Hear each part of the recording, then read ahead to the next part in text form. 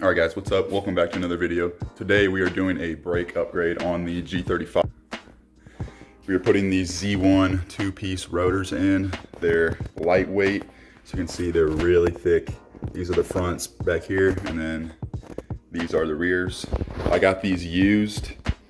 They weren't too expensive. I did have these basically sanded to 220 grit just to get rid of some of the old brake dust that was on there. So they're looking okay. Still a little bit of grooves in them, but they're not terrible.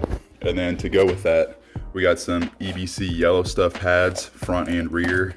This is the main reason why I'm doing all this, because my front brake pads are bad. And then we got this .4 low viscosity performance brake fluid. This is the best stuff that they sell at any auto parts store, that they had in store at least.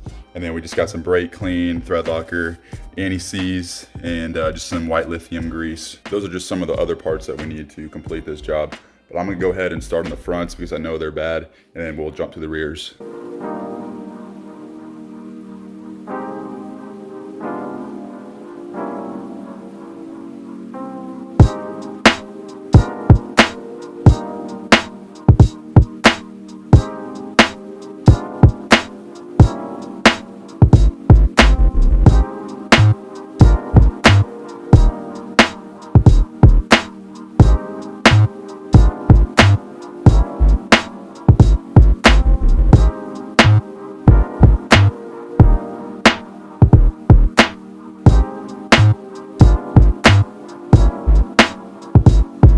Here's a comparison of the OEM rotors and the Z1. As you can see, they're actually the same thickness. It looks like these are thicker, but I think that's just because it has a thinner outside part of the rotor, which I guess is better for heating. And then it also has directional fans, whereas these just go straight up and down. So these are directional, and the right way to put these on is if we put this on how it is right now. You see how the fans are pointed towards the car. Basically, it's just scooping up air, which is actually what you don't want. You want the air to be releasing. So instead, you want it going this way. See how the fans are pointed towards the back? That way it can release the heat. So Z1 claims there's a pretty significant weight difference. So we're gonna weigh the OEM one and the Z1. 20 pounds, 13.7 ounces.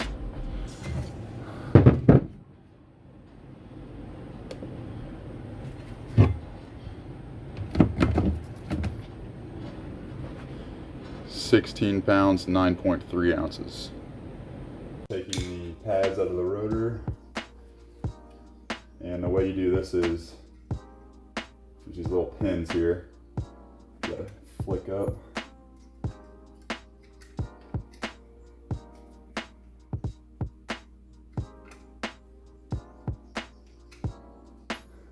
That. You can grab some pliers and then pull these little pins out. Now there is a spring in here, so you gotta kind of be careful.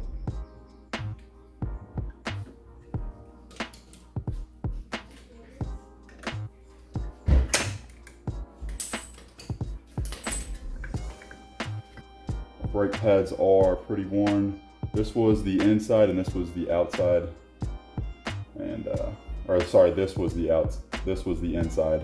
Once it starts hitting this tab, you're gonna hear a metal on metal sound with your rotor. And it's actually this tab, and it's letting you know that your brake pads are really low. And then since our new pads are gonna be thicker, we're gonna need to compress this, so I'm just gonna use a regular clamp. I think it's for wood.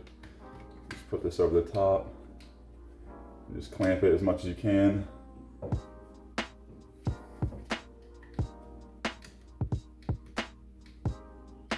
Now just press the other one out here. So.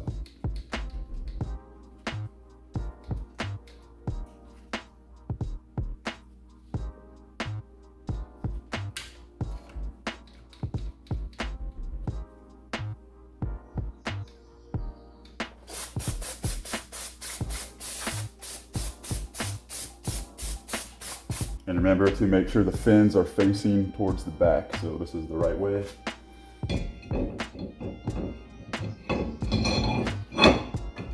that on. Put a little spacer on too.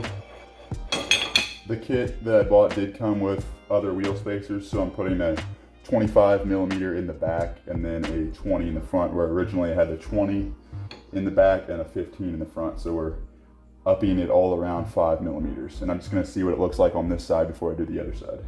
So these pads are EBC's street and track pads.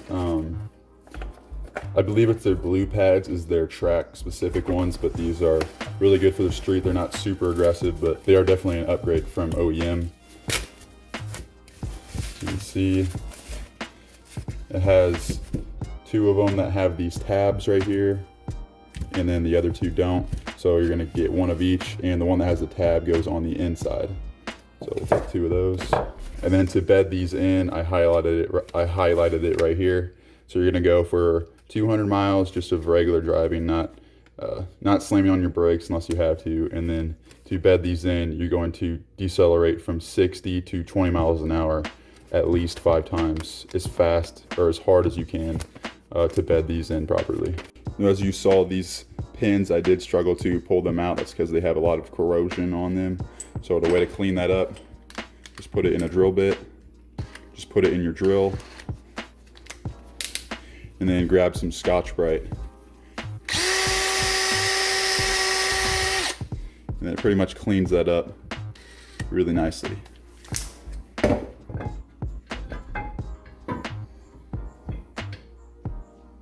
do like to put some blue Loctite on the bolts just to make sure they don't back out.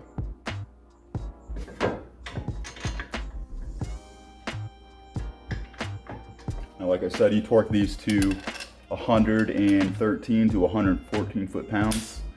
So I got mine at 114.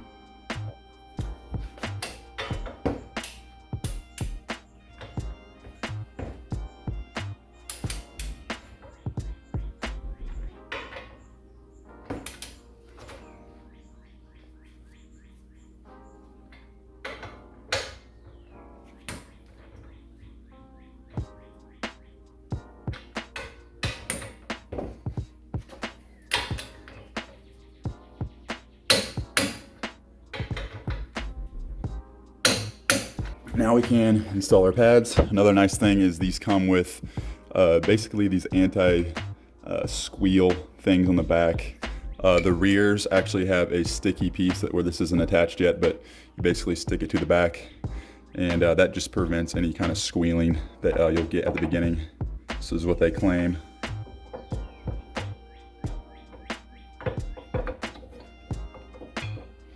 And put a little bit of this lithium grease on the places where the metal will touch.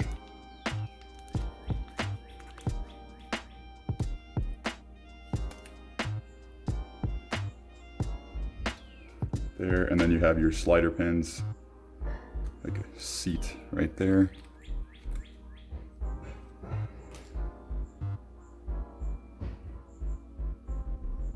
You can get your slider pins. Make sure they're all going through.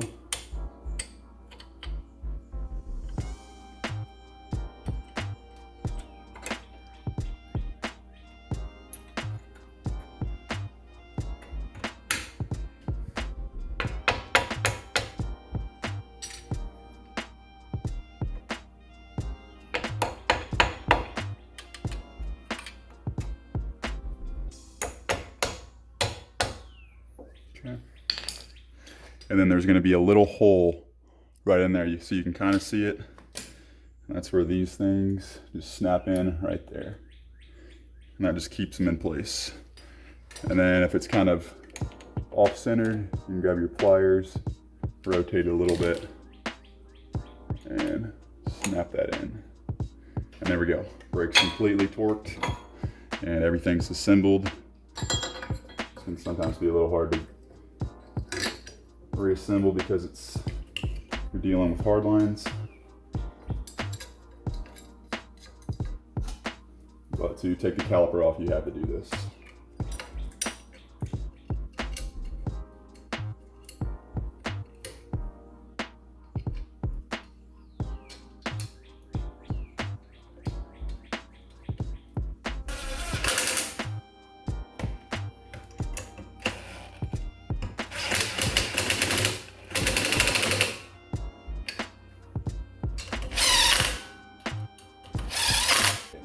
clean the rotor one more time.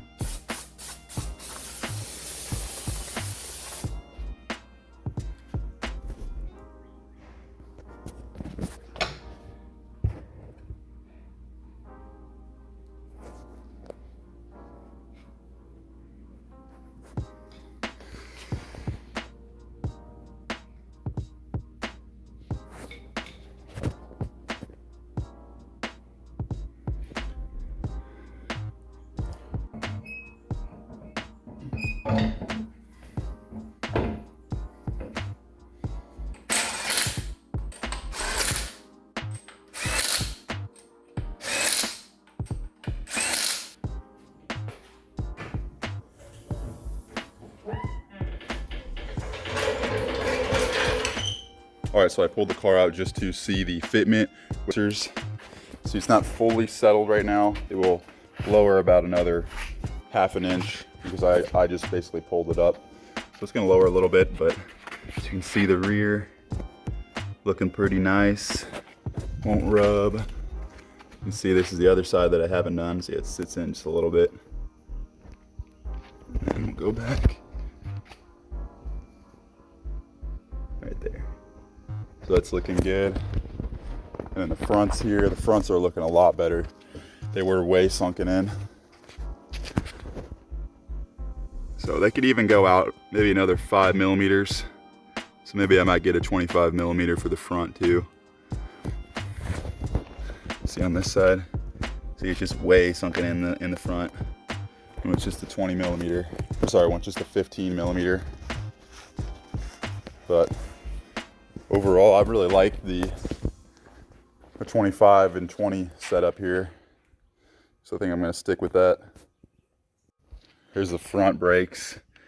As you can see, that looks really nice. We'll go over to the stock ones. They're all rusty. See, all rusted.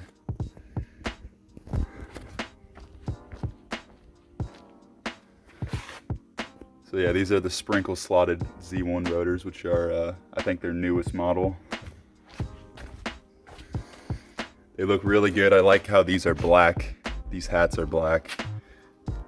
Really kind of stands out. Makes the rotor look bigger.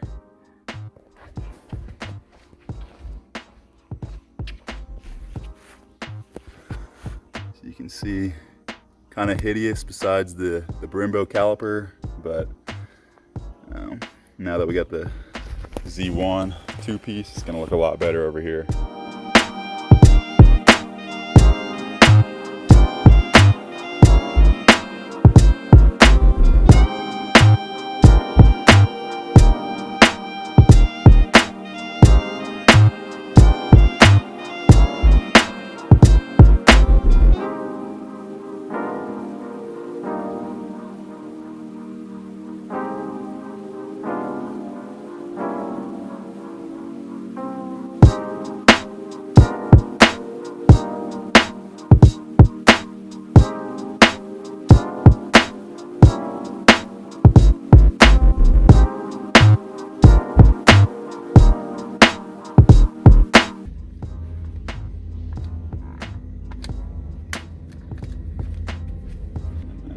This side.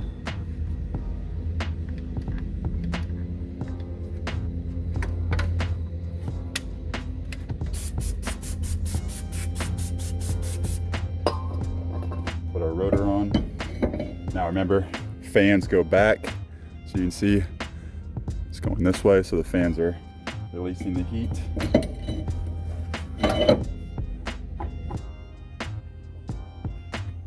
And for torquing the rear bolts, it has a pretty wide range what you can go from, but I am torquing it at 780 inch-pounds. Now it does give you these little anti-squeal things separately to stick on. So they're just double-sided.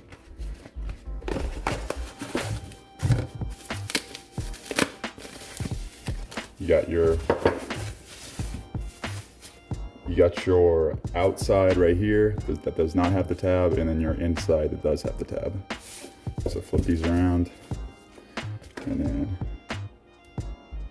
Basically undo these and then stick them on.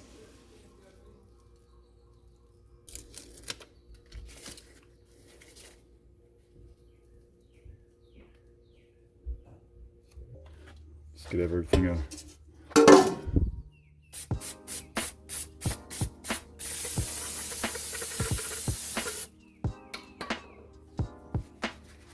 Now we can put our 25mm spacer on here.